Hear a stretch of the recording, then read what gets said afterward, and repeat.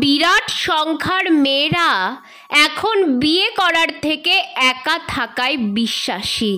বিয়ের নাম শুনলেই যেন মাইল খানেক দূরে পালাচ্ছে হাজার হাজার মেয়েরা।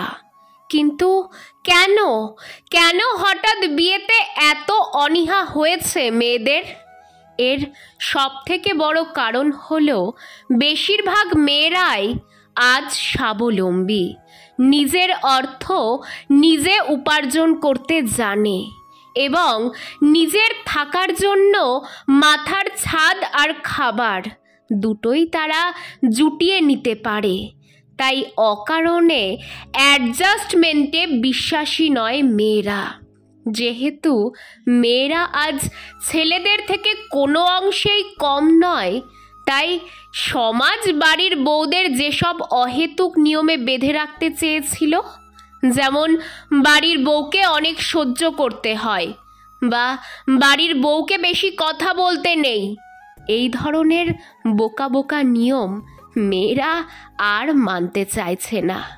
যেহেতু মেয়েরা এখন ইকুয়ালিটিতে বেশি বিশ্বাসী, তাই বাড়ির বিভিন্ন কাজ যেমন রান্না করা, বাসন মাজা, ঘর মোছাকে একচেটিয়া নিজেদের কাজ না মনে করে তারা চাইছেন পুরুষরাও তাদের সঙ্গে ভাগাভাগি করে ঘরের কাজ করুক।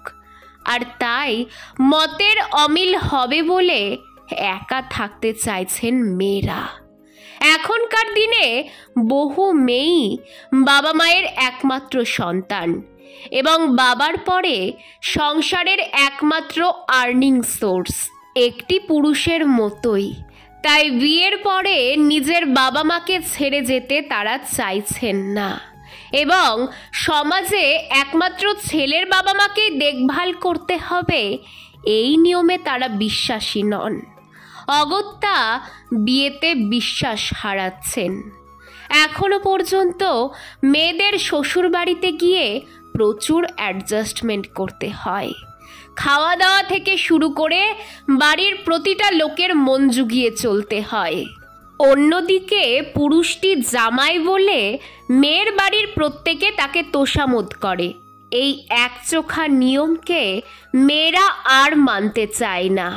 যেহেতু শিক্ষায়, সামর্থ্যে কোনো দিক থেকেই তারা পুরুষদের থেকে পিছিয়ে নেই, তাই তারা অ্যাডজাস্টমেন্ট করতে চাইছেন না, উল্টে নিজের মতো থাকতে পছন্দ করছেন। সবথেকে বড় একটি ব্যাপার হলো স্বাধীনতা।